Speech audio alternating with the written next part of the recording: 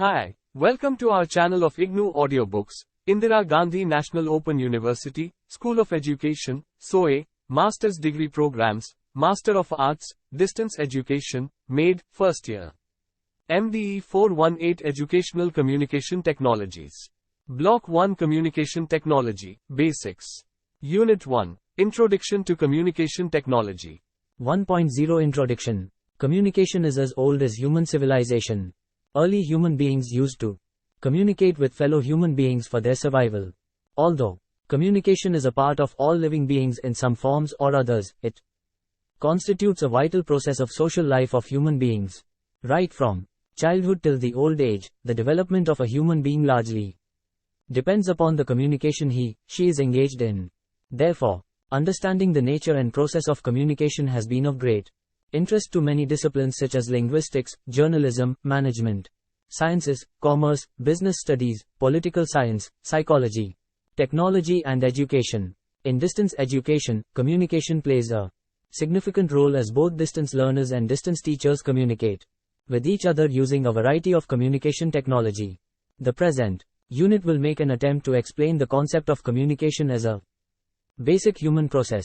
We shall also discuss and explain the broader framework for the study of communication and the implications of communication in distance education. Moreover, the unit will touch upon different media and technology for communication. 1.1 Learning Outcomes. After going through this unit, you are expected to be able to define the concept of communication, explain the functions and process of communication, describe the barriers in the way of effective communication, describe the different kinds of communication with examples of each, enumerate educational communication as a system, explain how communication takes place in distance education system, classify media according to different authors, list the attributes of various educational media, compare the print and non-print media in terms of their merits and limitations, and explain the use of ICT for people with disabilities. 1.2 Communication, the concept. Communication is defined in many different ways. Some explain it as an art, something creative, while others say it is a science, a learned behavior, skill, and partly a science as it involves certain learnable techniques and psychomotor skills. However, communication is better described as a science because it is based on certain principles that can be verified and used to make it effective. Our assumption here is that communication is a scientific study which produces skilled communication practitioners. Thus, we shall study communication as a science and seek a scientific explanation for the concept of communication. In ordinary parlance, communication exchange of ideas between two persons. When we search for a scientific meaning of communication, it refers to the act of communication, transmission, or exchange of ideas, thoughts, views, opinions and information between the sender and the receiver. Although most communication takes place through verbal means or spoken words, communication also happens through written words, sound, gestures, and postures, pictures, diagrams, graphics, etc. It is difficult to define communication through a single definition. Different people perceive it in different ways in the different contexts provided by the various environments or surroundings where communication takes place. Starting from the sharing of meaning to persuading others to elicit the desired, intended responses, communication has been defined to suit situational purposes. We may agree that the search for the single definition of communication seems to be a futile quest.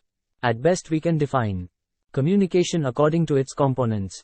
There are three main components of communication: the source, the channel, and the receiver.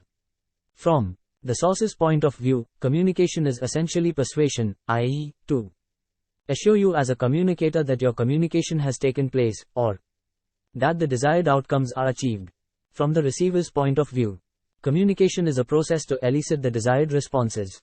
As a source, you would be happy if the receiver could behave in the way you intended her to behave. From the channel point of view, communication is a medium, a carrier of information from the source to the receiver and or vice versa. In other words, we can say that communication is defined in terms of the functions to be performed or the objectives to be achieved. According to Shanong and Weaver, 1949, the primary concern of communication is to reproduce as faithfully as possible a message sent from one place to another place. On the basis of different explanations, Schramm, 1973, defined Communication has the functions of persuading, informing, teaching and entertaining people. Therefore, communication is a process by which people create and share information with one another in order to reach a common understanding. Rogers, 1986. Communication is one of the most complicated human activities. It involves the use of biological systems, cognitive systems, and socio-psychological systems. Ritchie, 1986. As different sensory organs are involved in carrying information or messages from the source to the receiver, communication involves different biological systems. In human cognitive structure, through the process of communication, new information is acquired, assimilated and accommodated in the existing information. For example, a child knows the concept of animal. When she is introduced to a new animal, say Chinese panda, the new information gets accommodated in the existing information in the cognitive structure. Therefore, communication uses the cognitive systems. Moreover, the messages or information exchanges through a communication process are generated in a socio-psychological context. For example, the concept of family taught to tribal children is understood by them according to the socio-psychological context they are placed in. 1.2.1 Functions of communication. On the basis of the explanation we have given in the preceding paragraphs, we conclude that communication involves individual as well as collective activities of sharing ideas, facts and information. Thus communication performs various socio-psychological functions. McBride, 1980, has discussed some functions of communication in a social system. The main functions are as follows. 1. Information. Communication refers to collective storage and dissemination of information for wider utilization by people. In this way it enables people to participate in and take intelligent decisions on any issues of social relevance. Information has been taken as a resource for development, socio-cultural and economic. 2. Socialization. Communication helps individuals become active members of the society to which they belong. People learn social norms in order to live cohesively. Having access to a variety of information, individuals get opportunities to understand each other and appreciate other people's feelings, emotions, ideas and expectations in a social system. 3. Motivation. Motivation of the individual members of a society plays an important role for its development. Communication fosters the individual and community activities, and motivates the people to meet goals, which have been mutually agreed upon. Well-informed individuals take the initiative of social welfare. 4. Education. Dissemination of information enhances the individual's intellectual development and helps one acquire the skills and aptitude required to become a productive member of society. In this way, communication and education are two sides of the same coin. The quality of education depends on the quality of communication between society and its members. 5. Entertainment. Entertainment and recreation are important means of making individuals and society healthy. People find enjoyment and entertainment through various communication activities, viz. dance, drama, sports, music, etc. These means of communication provide personal and collective enjoyment. What we have given here is a brief account of the functions of communication. You may add a few more functions of communication based on your own experience. Now let us take a look at the means of communication. 1.2.2 Means of communication. There are various tools and media which serve as means of communication among human beings. Starting from the signs, the primitive means, to super computer-based communication, there are various techniques, technologies, and materials generally used to collect, produce, carry, receive, store, retrieve and disseminate information. All human beings make use of one or the other means of communication depending upon their accessibility and effectiveness. We shall discuss some of the prominent means of communication in this subsection. Since this is an issue that concerns everybody, we shall discuss the potential of each means of communication as well as its weaknesses. 1. Signs and sounds. Since primitive times, human beings have been using simple signs for communication. Body language and other non-verbal languages, viz., facial expression, gestures, music, songs, drawings, paintings, etc., are in use in different societies. In the tribal societies, these means of communication are used for a variety of purposes. Despite their obvious limitations, McBride, 1980, these means of communication became refined and their reach was extended to still larger uses with the passage of time. 2. Language. A number of languages and dialects are used for communication purposes all over the world. In India, there are 22 scheduled languages listed under the 8th schedule of the Constitution and over hundreds of dialects used for communication. Language plays an important role in communication in both the face-to-face situation and at a distance, at the national or the international levels. The use of language is an important factor in educational communication too. Problems arise as a large section of the people does not understand each other's language, and this hampers the effectiveness of communication among them. 3. Postal system. The postal system is the most vital network for point-to-point delivery of information. It serves as the focal point for communication at a distance throughout the world. You may be aware of the fact that most of the communications of open universities, including IGNOU, takes place through post only. The postal system is the most accepted means of communication in both developing and developed countries. India has one of the biggest, well-established and efficient postal services in the world, which makes it possible for us to reach each and every corner of the country. 4. Telephone. One of the interpersonal communication networks is the telephone system. No other media can match the telephone for direct and spontaneous communication. McBride, 1980. The use of the telephone in education is not yet popular in India.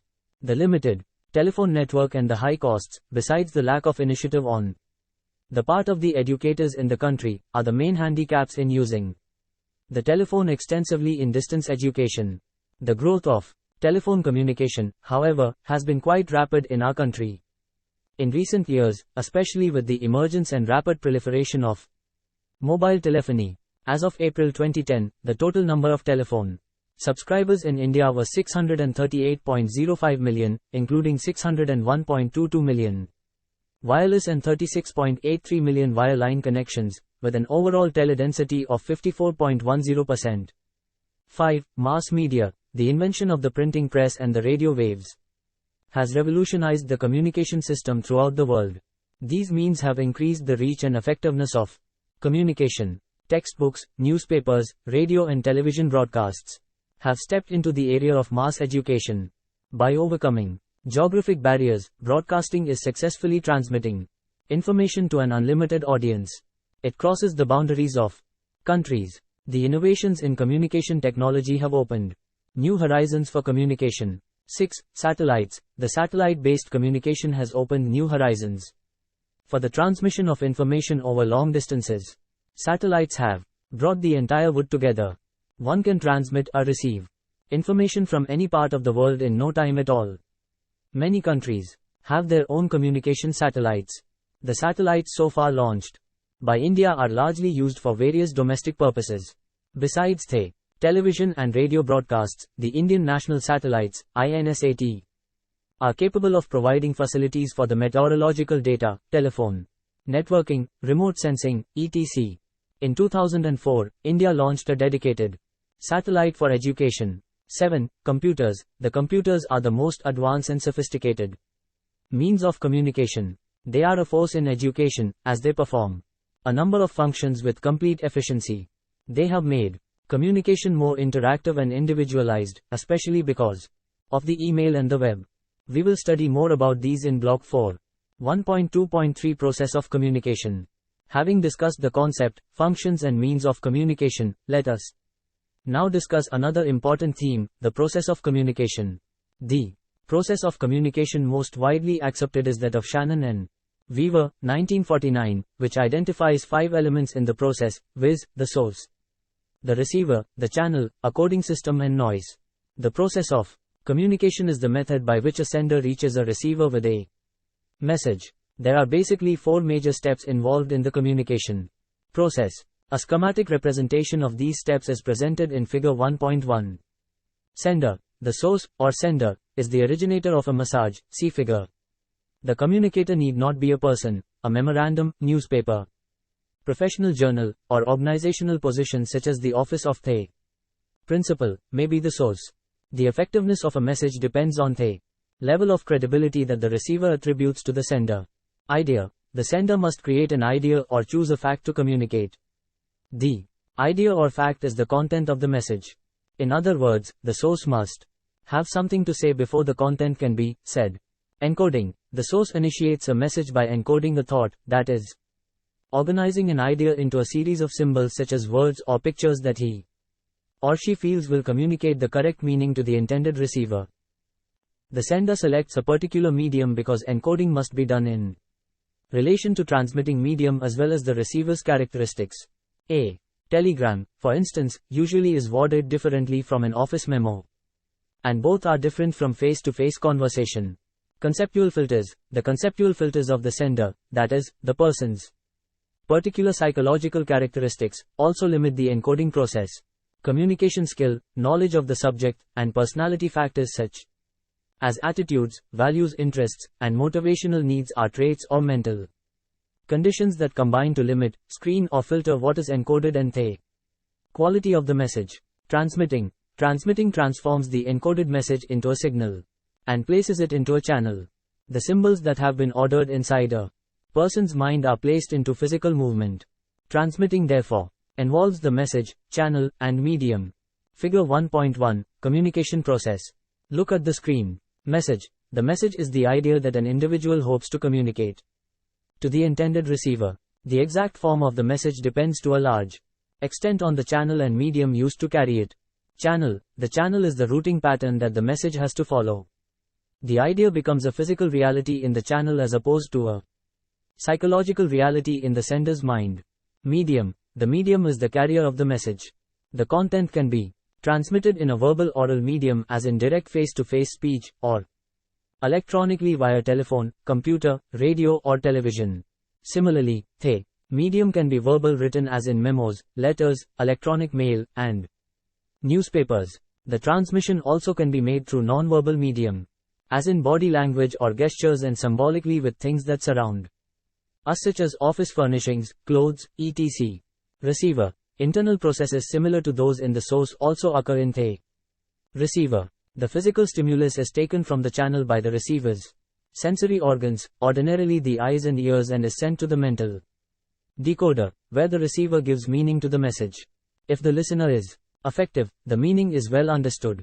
If the receiver does not function, the message is lost. As is the case with the sender, no receiver can totally ignore his/her psychological characteristics or conceptual filters. Feedback. In broadest sense, this concept refers to any response from someone who has received a message. More specially, feedback is defined as messages conveyed to a receiver about task performance. The feedback loop provides two-way communication. Two-way communication is a reciprocal process. Each participant initiates and receives messages. Each is a source or receiver only temporarily, with roles shifting as messages are passed. The use of feedback improves the communication process by reducing the chance of major disparities between information or idea received and the one intended. Noise. Noise is any distraction that interferes with sending or receiving the message. Successful message transmission presumes that whatever situational noise exists is not great enough to observe the signal or divert the receiver's attention from it. 1.2.4 Types of communication. Communication can be discussed at 4 levels, which are interpersonal communication, group communication, organizational communication, mass communication. Interpersonal communication. Interpersonal communication includes conversation between two persons. This is a common type of communication, in which two persons share their feelings, emotions, thoughts, ideas, etc. Interaction between two friends, between teacher and students, between mother and child, and the like are a few examples of interpersonal communication. Talking on the telephone to someone is yet another example of interpersonal communication at a distance.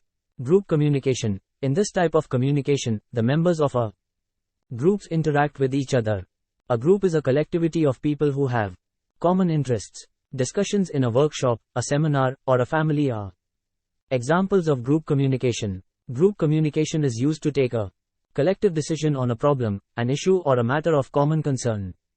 The participants involved in a group communication take active part in communication to achieve a set of goals, to develop social contacts, or to find the solution to a problem faced by the group. Group communication is represented diagrammatically in Figure 1.2. The family section in an office and a classroom are examples of group communication systems. Organizational communication. It is that communication which revolves around one organization. Since an organization consists of groups of individuals, it can be said to be multiple group communication system. Having interaction among each other. Communication may start from any point in the organization, but the immediate ways of the information is only within the organization. Notifications are normally used as means of communication in such organizational communication system. Mass communication. Mass communication involves more than two people, but it is beyond group and organizational communication. As the term mass indicates, this type of communication includes ideas, thoughts, etc. communicated to large number of people using mass media.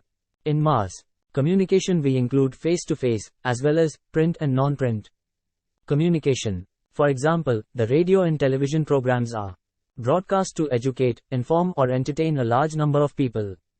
Mass communication has three characteristics. We discuss them briefly here. 1. The audience is large and heterogeneous.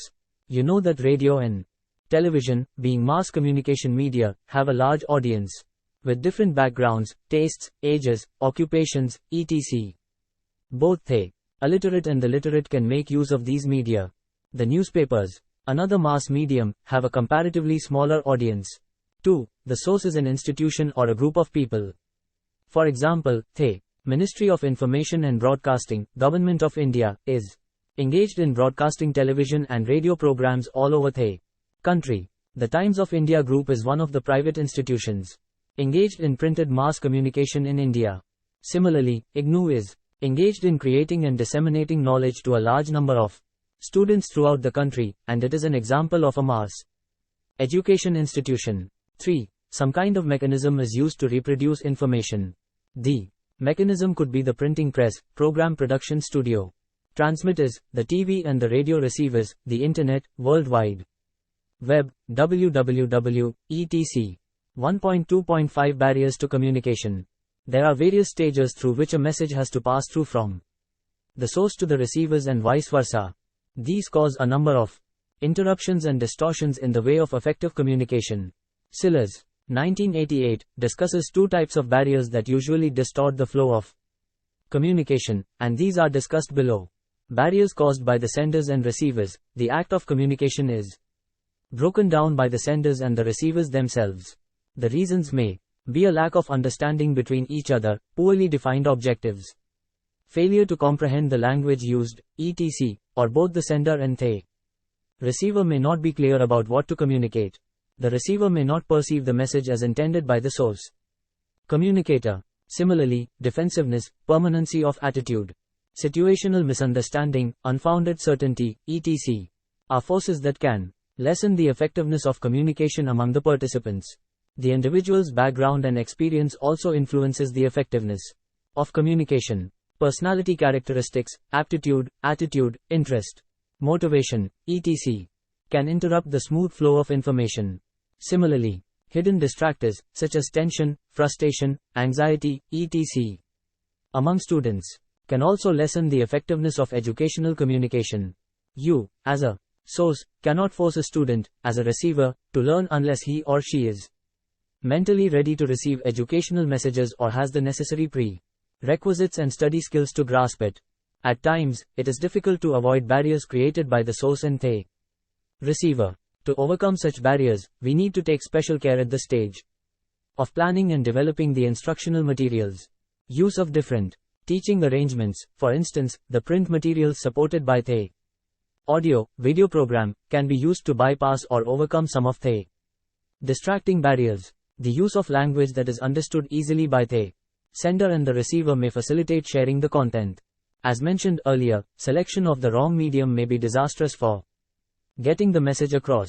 For example, if you want to discuss minor details of a system, or, more specifically, if you want to discuss the flow of blood in the human body, the audio medium may not be as effective as the visual medium. So the use of appropriate medium can make communication effective and efficient. Similarly, choosing an unsuitable time for effectiveness of communication may be enhanced if the timings of communication are appropriate. Barriers caused by the external factors. There are certain external factors that can disrupt the flow of communication.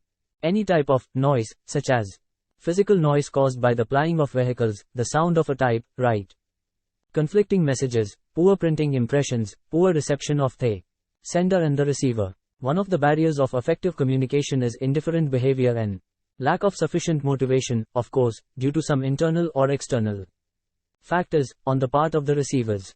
The participants may not be ready to receive information and willing to actively participate in its transaction. The domestic or social problems faced by a student may cause him, her to be less attentive than he, she might otherwise be. Similarly, lack of incentives, such as poor employment opportunities after passing a course, may make communication defunct. There are certain technical interruptions which create a lot of distortion in the communication process. Poor maintenance of equipment, substandard tools, defective receiving sets, weak transmission waves, etc. inhibits effective communication. The interference of some of the barriers can be reduced to a large extent if the sender, source understands the models or theories underlying the process of communication. We shall discuss some such measures as follows. 1. Both the parties involved should know that communication needs to be attended to. Both should take initiative in sharing information. 2. Both the parties should recognize each other's communication signals, i.e., they should understand each other's language. Both should work at the same wavelength. 3. Both the parties should be capable of thinking and feeling in somewhat similar ways. They should understand each other's message correctly. Otherwise, they will not understand each other.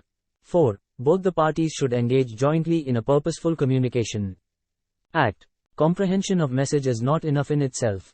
For communication to succeed, there must be an outcome. The participants should display the communication-specific intended behavior. Information must be successfully shared so that a tangible outcome can be displayed. 1.3 Educational communication. The word communication came from the Latin word communicare, meaning to share. The act of teaching and learning is also an act of sharing the content, the skills and the attitudes. Thus, education can be seen a communication process between society and individuals. Hills, 1986. Hills further elaborates that education should be looked at constantly in order to determine how well it is communicating the norms of society. In other words, educational communication concerns itself with the process of how the teachers and students act and interact to enhance the knowledge and the messages related to the curriculum, the content, the skills and the attitudes, and related activities which educate, inform, train, enlighten, inspire and entertain the students. The receivers are the students, and various teaching strategies such as demonstrations, tutorials, textbooks, assignments, audiovisual components, libraries, etc. are used as media to transfer the contents. With the advancement in communication technologies, it is now possible to impart education throughout the world via satellites, which have the potential to communicate even live events to the students at their workplace. Thus, education has crossed many barriers of space and time.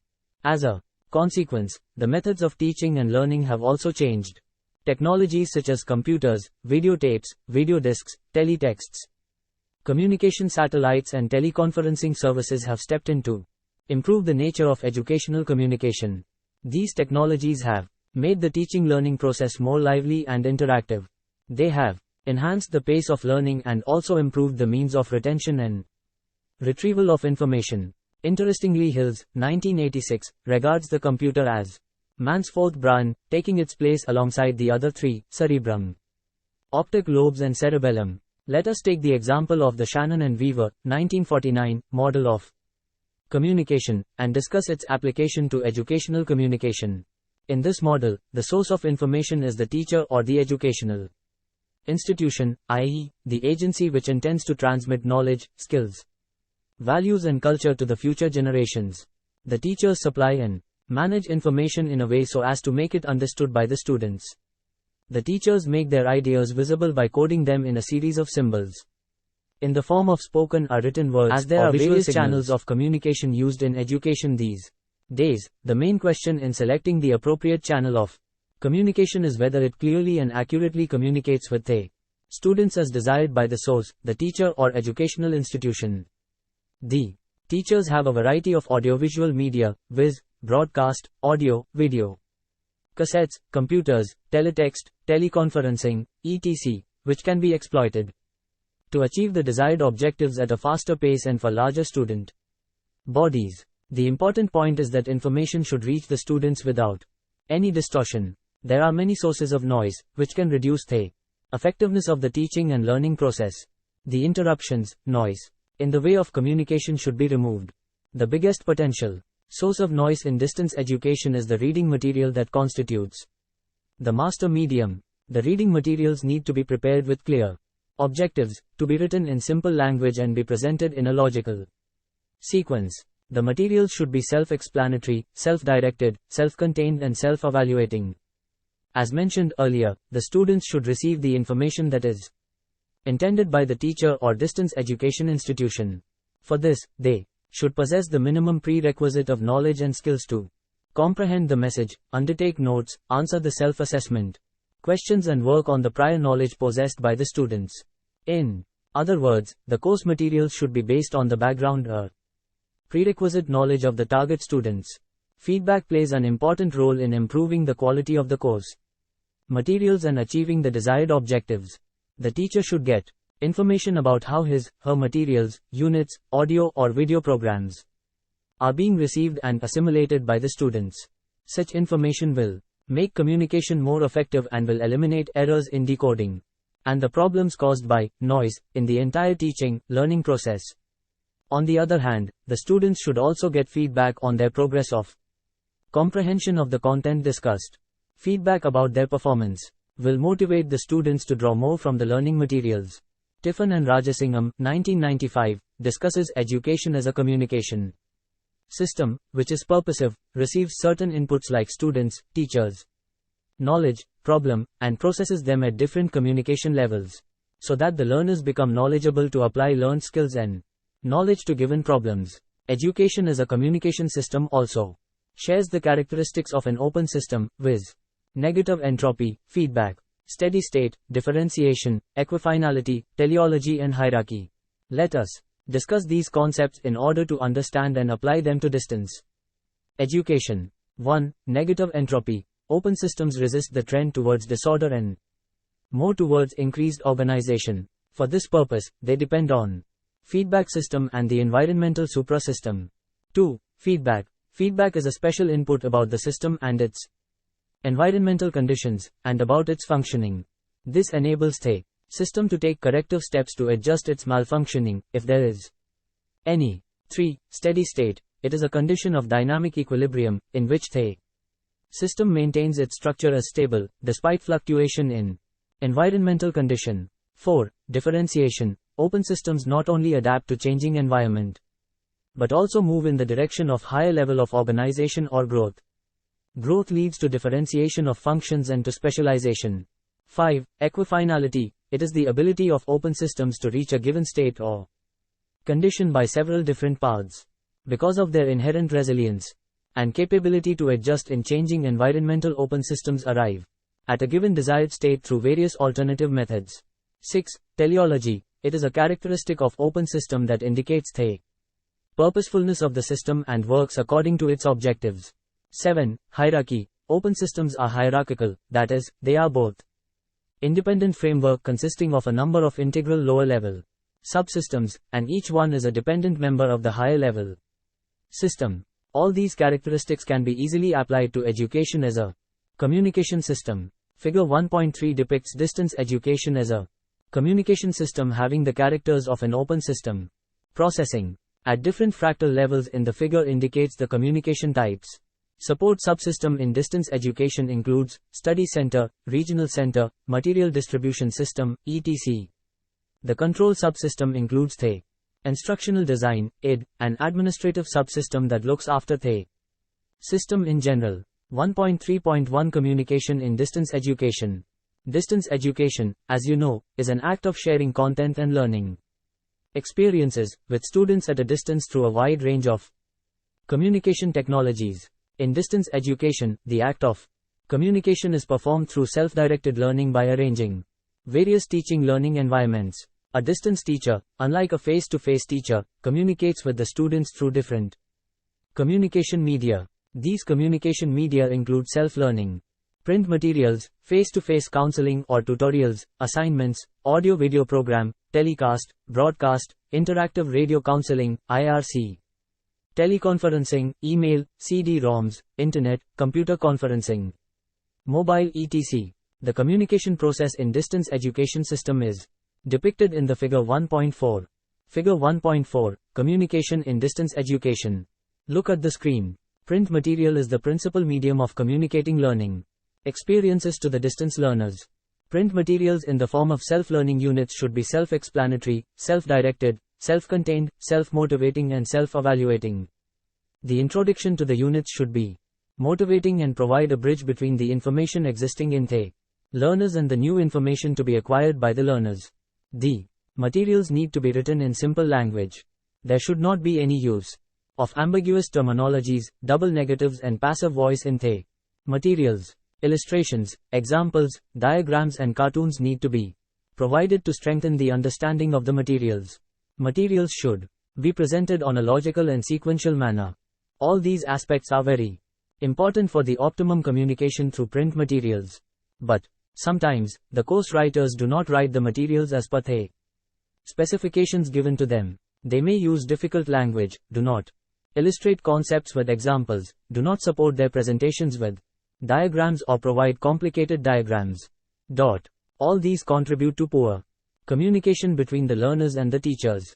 Academic counseling provides distance learners a platform to communicate with teachers on a face-to-face basis. The success of communication during academic counseling depends on how well the learners and counselors have made preparation for the counseling session. For example, a student does not understand a concept in a particular course and asks the counselor to explain it. But the counselor has not gone through the materials before coming to the counseling sessions, and then she may not be in a position to communicate properly. Assignments constitute a powerful medium of communication in distance education. Academic counselors provides different types of comments on the performance of students in the assignments. These comments are helpful to students for improving their performance. But sometimes, academic counselors do not provide any comments on the assignment response. As a result, there is no communication between the academic counselors and the distance learners. Effective communication can take place through audio programs, provided the script, narration, music are properly ensured. Similarly, good script, narration, visuals, music and overall editing of the video programs enhance communication between the distance teacher and the distance learners. Teleconferencing has been proved to be a powerful communication medium in distance education system. Through audio conferencing, the distance learners can interact with distance teachers and get to know many things pertaining to the academic programs they intend to pursue. Even various contents can be taught to the students through audio conferencing. Video conferencing, both one-way video and two-way audio, and two-way audio and two-way video is effective medium of communication. But in order that teleconferencing sessions are effective, proper pedagogic design has to be done beforehand. Internet has come as a boon to facilitate effective communication in distance education. Through email, students can know details about their programs, information regarding the examination schedule, their results, grade sheet, etc. Similarly, mobile technology has become a very convenient tool of communication between the distance teacher and the learners. Students also interact with distance teachers through interactive radio counseling during practical activities, workshop activities and project work. To communicate with the students at a distance is more difficult than with those who study in a face-to-face situation. There are several barriers between the distance education institutions and the students learning at a distance. For example, there is no provision, in most cases, for immediate feedback from either side. Most of the students and teachers do not know each other. In such a situation where you do not know much about your students, you have to be extra careful to ensure effective communication to achieve the educational objectives or bring about the desired changes in their behavior. So, whatever medium is used, communication should reach the receivers successfully. 1.4 Media and technology of communication. It has been said that the various kinds of media are extensions of man. All modes of communication would be examples of media, for example, letters, television, films, communication, roads and railways. Educational media are, therefore, extensions for the teachers, and facilitate the communication between the teacher and the students. The media, in the distance education context, constitute an integral part of the process of planned instruction. We Know that distance education has 4 essential characteristics. I, they. Learners and the teachers are at a distance from each other. E. Most of they. Educational content it conveys to learners are through one or more media, e.g., print, television, radio etc. E. A professional agency is responsible for the programs, and IV. The instructional system provides for two-way communication between the learner and the teacher, the tutor or the administrator. Thus educational media are carriers of educational information and instructional material over a distance between the tutor of distance education institution and the learners. 1.4.1 Classification of communication media. Communication media include the various instructional aids that are used in the instructional process. These can be classified according to the senses they stimulate and the messages they transmit. The above classification of communication media provides a clear and comprehensive picture of different instructional aids which could be used by teachers. By and large, the non-projected aids are used by most of the teachers because of their availability in educational institutions and ease of handling them. However, nowadays, most of the educational institutions are gradually being equipped with more advanced communication media. 1. Audio. A. Voice, any human sender of the message. B. Gramophone records. C. Audio tapes, to be used in a tape recorder or language laboratory. D. Stereo records, tapes. A. Radio. F. Telephonic conversations. 2. Visual, verbal, print or duplicated. A. Textbooks, supplementary books. B. Reference books, encyclopedia, etc. C. Magazines, newspapers, etc. D. Documents, clippings from published material. A. Duplicated written material. 3. Visual, non-projected, two-dimensional. A. Messages, pictures on roll-up board. B. Flat pictures, cutouts. C. Posters, charts, graphs, etc. D. Cartoons, comics, etc. 4. Visual, non-projected, three-dimensional. A. Models, mock-ups, display materials.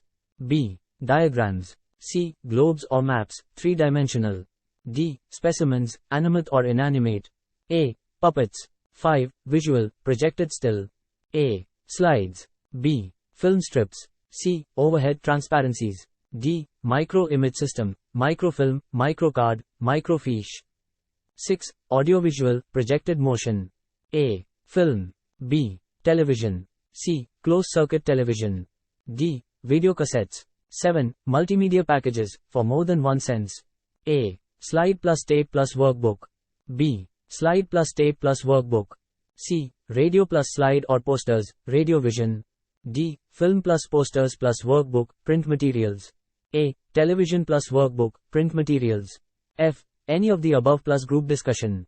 G. Any of the above plus introductory and summarizing talk by teacher, leader of the group. 8. New emerging media, all of these are multisensory. A. Teleconferencing, group discussion through telephones. B. Cable television, localized television where feedback is possible.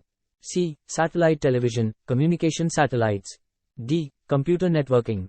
A. Video discs. F. Mini computers, microcomputers, word processors. Various media experts have proposed taxonomies of educational media. Romisovsky, 1974, developed his taxonomy on the basis of sensory channels used in carrying information. His media classification is shown in Table 1.1. Table 1.1, Romisovsky's classification of educational media. Sensory channels, major illustrative media. Audio teaches voice, language laboratory, audio tapes. Radio broadcast etc. Visual pictures, charts, models, handouts, film slides. Transparencies, program instructional material. etc. Audiovisual open channel television, closed circuit television. Videotape, etc.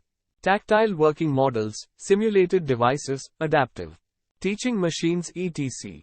Romisovsky's classification is based on a single criterion, i.e. the sensory channels used in receiving information. It is, therefore, considered quite inadequate. Schramm, 1977, proposed a two-tier classification of educational media, i.e. big media and small media. According to Schramm, big media are the glamour boys of the field, and they are more expensive and based on new technologies. Small media, on the other hand, are relatively much cheaper and based on early and intermediate technologies. Television, sound, film, computer and interactive video are some examples of big media. Transparencies, slides, various types of boards represent small media. However, Brett's 1971 has developed the most comprehensive taxonomy of educational media and it has found acceptance among most media experts. Brett's media taxonomy is based on two criteria, i.e., the type of information they communicate and whether they are primarily recording media or telecommunication media. Brett's divides information as audio or visual and still or motion. He further subclassifies the visual sector as comprising picture, line graphic and print. Picture and print are the two extremes of the visual continuum. Line graphics occupy the middle position. Brett's initially subdivided the audio sector into four categories, viz., the human voice, natural or artificial sounds, noise and music. However, he treated the audio sector as one whole and did not subdivide it. In other words, Brett's divided educational media into 7 classes. They are listed below. Class 1, audio motion visual media. Class 2, audio still visual media. Class 3, audio semi-motion media. Class 4, motion visual media. Class 5, still visual media. Class 6, audio medium. Class 7, print medium. Various classes of media have different capabilities to carry different types of information. For example, Class 1 media is the most versatile and powerful because they can record and transmit all types of information. Class 7 media have the most restricted capability. Brett's classification is based on quantitative as well as qualitative principles of valuation. However, the greater versatility of Class 5 media compared to that of Class 6 media compared to that of Class 6 media is superficial because of the subclassification of the visual sector. Had Brett subclassified the audio sector, then the differences between these two classes would have more or less disappeared. Lastly, Brett describes his taxonomy in terms of hardware. The great variety of hardware available and being developed from time to time makes its complete listing almost impossible. Having discussed Romaszowski's and Brett's taxonomies of educational media, let us try to assimilate them into a simple classification, grouping for better and easy understanding. Many educational technologists prefer to categorize media into basically two groups, interactive and non-interactive. Within these two broad groups they put all educational media. From another point of view, educational materials could be classified into 5 categories, viz. I, print, E, audio, E, video, IV, 3D models, and V, integrated. Now, let us make a matrix of these 5 categories and the former 2 groups to classify the range of educational media available to us. Table 1.2 depicts the simple classification based on this matrix. Table 1.2, a simple classification of educational media. Look at the screen. 1.4.2 The print medium. It is common knowledge that print has been in use as a pedagogic medium. For quite a few centuries, it was used even before the first mechanical printing press was set up by Johannes Gutenberg in Germany. It has been the major if not the sole medium of formal face-to-face education. Recent studies have revealed that even in distance education, print continues to be used as the most dominant medium. Ditchens, 1982, in his Reflections on the Use of Media in Distance Education, stated that in West Germany, 90% of all study materials at the Fernuniversität are printed materials and that there is little variety in the use of media. The UK Open University enjoys a good reputation for its innovative use of various educational media, and Hawkridge has this to say about the Open University: print is the principal medium through which Open University students learn. They spend about 90% of their time reading and writing, except in some science and technology courses for which the proportion may be somewhat lower on account of practical experimental work. In India too, the picture is more or less similar. All distance education institutions in India use print as their major educational medium. Limitations of print medium. Like any other pedagogic medium, print too has its merits as well as limitations. Predominant use of print as an educational medium on a large scale can be attributed to two factors: I, its merits, and E, its low cost vis-a-vis other media. Print is often described as frozen language, absolutely cold, dead, unrelated to reality and totally cut off from the context of experience and therefore irrelevant. All the shortcomings of language are also attributed to print. These are chiefly four. 1. Language is a poor substitute for direct experience. 2. Language can be misleading and therefore it cannot be trusted. 3. We participate and live in an oral culture, so education through print is dispensable as well as undesirable. 4. Problem solving calls for direct action, hence print cannot be a substitute of direct action. Besides these ideological criticisms, there are some practical limitations as well. 1. Print is a demanding educational medium because its effective use depends upon a reasonably adequate level of literacy among learners. 2. Print is effective only when the reader possesses well-developed cognitive skills for comprehending the text and evaluating its thought content. 3. Reading is a linear sequential process in which words as well as lines have to be processed in a certain sequence, i.e., left to right, right to left, or top to bottom. A visual image on the other hand can be processed as a whole and understood almost spontaneously. One just looks at it and understands its content depending upon her power of observation. 4. Reading printed material is much more time consuming than viewing the same content through images, e.g., a TV program. 5. Reading is unsuited for developing skills, irrespective of whether these skills are interactive or managerial or psychomotor. Reading a printed lesson can provide theoretical information about how to drive a car, but it cannot provide a person with the skills required for driving a car. 6. The language of the printed lesson is chosen according to the writer's assumption about average readers. Once written, the language of a printed lesson is fixed. It does not change for below average or weak learners. Hence it is argued that print is not an appropriate pedagogic medium to do justice to learners of different abilities, usually weak learners and learners with reading disabilities are the worst sufferers. Merits of print medium. These criticisms establish that even the most widely used pedagogic medium needs to be defended. However, defending it is not a difficult job. Print has certain merits that account for its widespread and universal use in all modes of education, including the distance mode. Briefly put, print has the following merits as an educational medium. 1. Print provides relatively permanent instructional material that can be processed whenever one wants to. 2. Processing printed material takes more time and greater time devoted to the task ensures more and better learning. 3. Print allows the learners to learn at their own pace and in a style best suited to them because it gives them more options for selecting a better learning strategy or even initially trying out many strategies and choosing the most effective one. Thus print individualizes learning in a unique manner. 4. Use of print as an educational medium is in perfect consonance with our highly developed cultural ecology. In fact, all developed cultures are heavily print dependent. Education through imitation, demonstration, and the oral word characterizes a primitive rather than an advanced culture. 5. Certain kinds of thinking involved in the process of education make the use of print medium almost inevitable.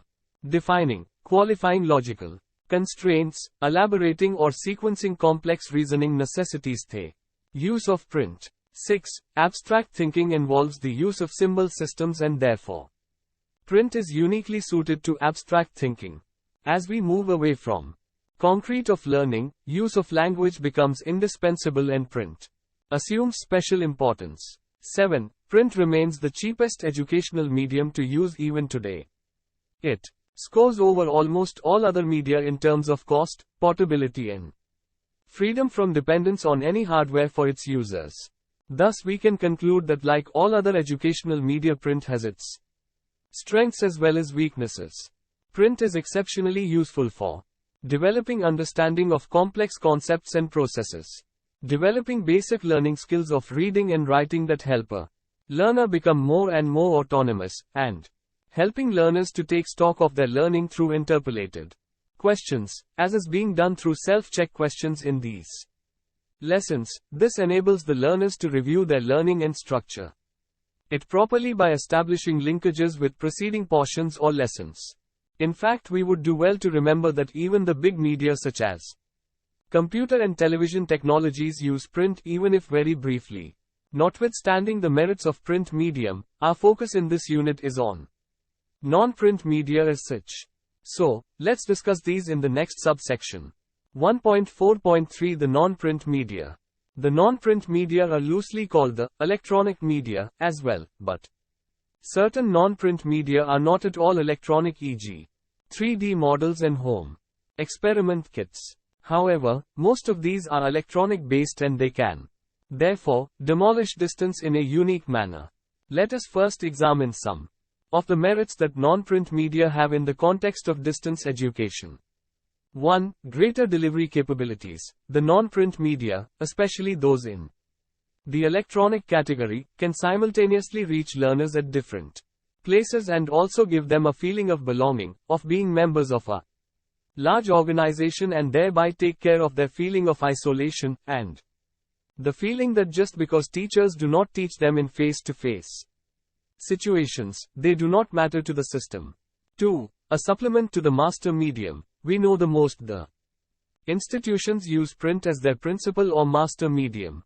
The non-print media can provide excellent support to the print media because of their versatile capabilities. There are certain qualities that make educational media function as a good supplement. Portability, complete control over when to use it as well as over its functions, and possibility of its use by the individual against that by the group are a case in point. These features of the non-print media as means to supplement the master medium are clearly shown in table below. Table 1.3, Non-print media as a supplement, criteria-based analysis. Look at the screen. 3. Greater suitability to iconic and inactive modes of experience. Brunner has proposed a 3-tier classification of experience: inactive, involving activity; iconic, using pictures; graphic or 3D representations; and symbolic, based on the use of symbols. Print is suitable for symbolic experience. The non-print media can make educational experience more comprehensive. For example, pure verbal description in print cannot teach a person how to tie even a simple knot. But silent, or sound films or videotape can convey this information most effectively. Similarly, work on home experiment kits can enable a student to master the use of various techniques through the inactive mode. Print is an ineffective medium for providing such learning experiences. 4. Feedback through recorded performance. Some non-print recording media can record the learner's performance and provide extremely useful feedback. For example, audio tapes provide excellent feedback about one's mastery of the sound system of a language, or videotapes provide much needed corrective feedback for other types of performance. Print medium is of little use in this respect. 5. Facilitate diverse learning objectives. In distance teaching, the instruction moves away from the conventional face-to-face teaching mode, and a reasonable reliance on various other media becomes necessary to meet diverse learning objectives. Printed matter cannot meet all learning objectives very efficiently. William H. Allen's 1967 chart of presumed effectiveness of different instructional models are presented in Table 1.4, quoted in Schramm, 1977. Table 1.4, Instructional media in relation to learning objectives. Look at the screen. 6. Contribute to specific learning activities. Certain non-print media formats and delivery systems contribute particularly well to the distance students' learning activities. For example, audio tapes or computers can be used effectively to drill and provide practice to learners in arithmetic and language learning. Electronic media can help promote the discovery approach to learning. For example, a film can be exploited for discovery teaching in the physical sciences. Students keep watching the various sections of the film until they perceive the relationships between the visuals. Then they are curious to find out the principles that explain those relationships. Likewise, in the social sciences, various media types can be used to present learners with visual and auditory experiences that provide related information and questions. Films and simulations are often used to present real-life or laboratory learning situations for inquiry into problems and discovery of their situations. 7. Motivate learners psychologically. The use of electronic media has proved psychologically exciting for students, both at the preparation and the participation stages, and consequently it promotes learning. Several of the introductory functions, such as directing attention, arousing motivation, providing a rationale, etc., may be served by non-print media more effectively than by a printed text. Variety and newness of these media interest and motivate students to learn. These media have the power to stimulate interest and appeal to the neoliterate, while the print material turns out to be a stumbling block for such learners. For example, the experience of television shows that the excitement of television sometimes leads participants in a project to undertake tasks they might otherwise hesitate to attempt. Shram 1977 as to 171. 8. Help learners get involved. Many studies have emphasized how the non-print media achieve learner involvement and participation and thereby facilitate learning. Continuous active participation is lacking in learning at a distance through conventional texts, where students' response to the instructional stimuli and the reinforcement of correct response are delayed. Some electronic media lend themselves more to student participation than the print material. A study by May and Lumsdaine, 1958, found that psychomotor skills are learned better if practiced while watching a film in which those skills are shown to have been found to facilitate learning. Even covert responses like silent repetition of key vocabulary and specified points in a lesson are found to be effective. A group discussion after the use of videocassette or film can also be used to enhance learning. Research by Kothari et al., 2003, revealed that same language subtitle improves language literacy as it engages the audience. 9. Promote participatory learning. Moreover, electronic media directed instruction increases learners' concentration on a task because teachers employing television for instruction have found that televised instruction receives more concentration and has fewer diversions than classroom instruction. Because instruction through media is structured, the objectives are clearly defined, and the instructional environment is created to achieve those objectives. Print material is also structured with clearly stated objectives. Print material is also structured with clearly stated objectives but fails to create the desired atmosphere. Non-print media help provide a learning atmosphere in which students actively participate in the learning process.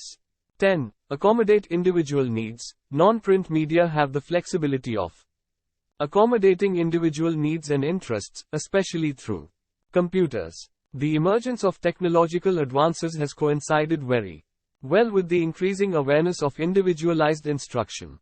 The variety and flexibility of new media offer the opportunity to adapt any media combination for use in individualized instruction. For example, programmed instructions or the system of audio tutorial instructions are specifically designed for individualized learning.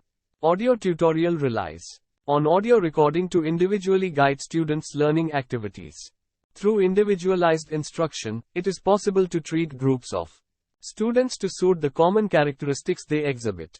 For example, students with disability, who have particular needs, get special instructional treatment. In this way, we can best adjust instruction to the characteristics of any given group of students.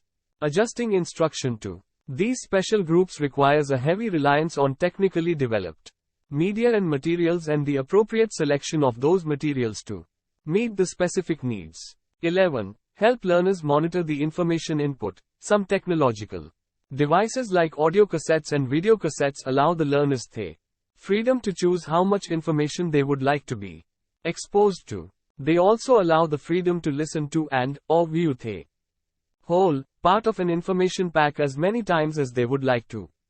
Besides, these technologies also enable them to choose their own convenient time to receive any given information. 12. Extend the role of a teacher. With the use of non-print media, the role of a teacher extends further than merely being a dispenser of information. Media utilization permits teachers to become creative managers of their learning experience. They can find more time to spend on diagnosing students' problems, holding consultations individually, and offering counsel and guidance. 1.5. Technology for people with disabilities. The most important application of any technology is to make life easy, and who needs this more than the people with disabilities? We are falling behind in providing necessary assistance, communication or education, to the deaf, physically or the visually disabled. There are millions of people in the developing world who require special and improvised communication. Technology. Classification of disabilities. We can categorize disabilities into primarily 4 groups. Related to vision, people with near or complete blindness, low vision, and color blindness. Related to hearing, people with difficulty in hearing, and deaf. Related to mobility, people with physical problems due to paralysis, polio, and loss of limb. Related to cognition, people with lack of processing capabilities in the brain such as lack of short-term memory, and learning disabilities. It is generally a difficult task to prepare digital learning resources that can be accessible to all the above groups of people, as the design needs are different. Nevertheless, today, it is possible to provide equivalent learning resources in alternative formats to people with disabilities with the help of assistive technologies. Assistive technologies. AT is a generic term used to describe any device or system that helps disabled people to live, learn, work, and enjoy life. AT makes it possible for people with disability to do more for themselves and change some of the functions that were previously difficult because of impairment. AT allows independence and empowers disabled individuals and brings in equality. Some of the assistive technologies, IMS, 2002, applicable in educational institutions with particular reference to the digital technologies are given below. Screen readers are software products designed for blind people. A screen reader transforms a graphic user interface into an audio interface. Voice recognition softwares allow people to give commands and input data to a computer by speaking. These software use a microphone and are generally useful for people who have difficulty in typing using their hands. Speech synthesizers are text-to-speech programs that read and speak aloud textual materials on computers. Screen magnifiers are software solutions for blind people with low vision, and work like a magnifying glass. They enlarge the text displayed on screen and also have capabilities to change colors. Braille embossers transfer computer-generated text into embossed Braille output. Refreshable Braille displays are tactile devices that move small plastic metal pins up and down to create Braille letters on a flat board. The user read the Braille letters with his/her fingers. After a line is read, the display can be refreshed to read the next line. Adaptive keyboards are designed for users with physical disabilities who can't use standard keyboards. These keyboards come in different size and/or alternative key configurations to suit one-hand use. For people who can use mouse, on-screen keyboard softwares are also available. Table 1.5 matches the assistive technologies to different types of disabilities. Table 1.5, Assistive technologies for the disabled. Disabilities and assistive technologies. Visual impairment, screen readers, screen enlargers, speech recognition systems, speech synthesizers, refreshable Braille displays, Braille embossers. Hearing impairment, no specific AT, as these people can make use of computer well. It is said that deaf people can be good programmers. Physical impairment, adaptive keyboards, speech recognition systems, speech synthesizers, touch screens. Cognitive impairment, speech synthesizers, speech recognition systems, reading tools and learning disability programs. Accessible website design. In the recent times, most of the educational institutions provide information about their activities through websites. Some even have attempted online courses and programs often referred as e-learning. A sophisticated institutional website is also considered as an indicator of the status and pride But, most of these websites are completely inaccessible by people with disability, as these websites do not follow the Web Accessibility Guidelines of the World Wide Web Consortium, W3C. In a recent study conducted in the USA covering top 50 nationally ranked liberal arts college and universities, Irwin and Gurka, 2004, revealed that only 3 had accessible homepages. Meeting Bobby, http://www.cast.org, Level 1 Access Guidelines. It would be interesting to see how many of Indian websites are actually accessible to people with disability. Freed et al., 2003, provide 8 guidelines and 21 checkpoints to provide accessible software and websites. These are: 1. Provide access to image for users who are blind or visually impaired through text equivalence. 2. Provide access to multimedia presentations for users with sensory disabilities. 3. Provide access to forms for users who are blind or visually impaired. 4. Provide access to data in tables for blind users. 5. Provide access to textbooks. 6. Provide access to interactive activities for all users with disabilities. 7. Provide access to graphs for users who are blind or visually impaired. 8. Provide access to scientific and mathematical expressions for all users with disabilities. 1.6 Let us sum up.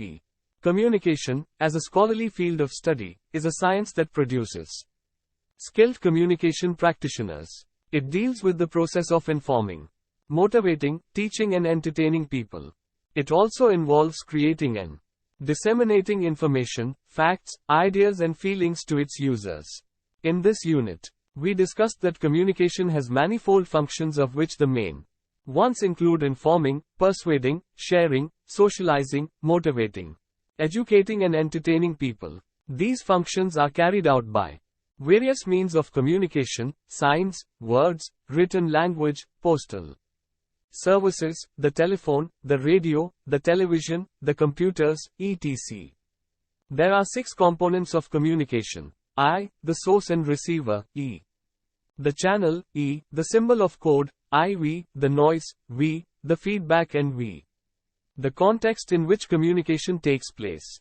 The effectiveness of each component contributes to the overall effectiveness of the communication process. There are various interfering variables, which distort the effectiveness of communication. The personality factors of the source and receiver, the choice of medium, the domestic and social problems, physical and technical disturbances, etc., are some of the prominent barriers to communication. These barriers can be overcome or reduced to a large extent, provided all the understanding between the source and the receiver does increase the effectiveness of communication.